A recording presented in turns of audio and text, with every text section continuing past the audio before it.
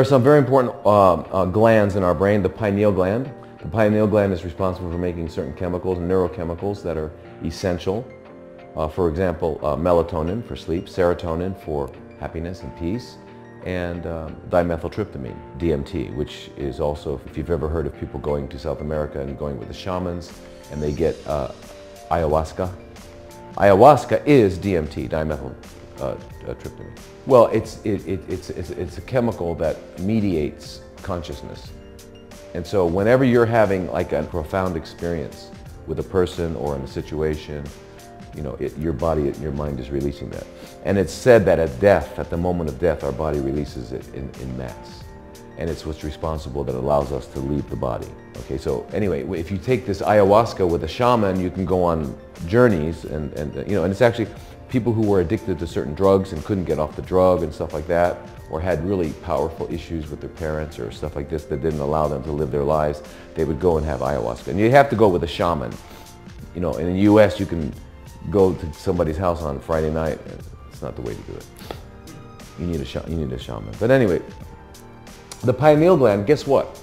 It disrupts the pineal gland, this very important gland. It's melatonin, no melatonin, you're going to get cancer immediately. Your immune system's going to fail, and you're not going to sleep. You'll be up all night thinking about the cancer you're going to get. No serotonin, we're all going to be on SSRIs. We're all going to be on antidepressants. We'll all be totally depressed if there's no serotonin. And there is no serotonin. It's not being produced by the pineal gland. What is one of the main disruptors of the pineal gland functioning? Something called, it's very important, we put it in toothpaste because we're not getting enough fluoride. So it's in our toothpaste, yeah, it's in our toothpaste. It's in our water. The pineal gland is what they call in the East the third eye. Okay, so this is disrupted. Fluoride disrupts it.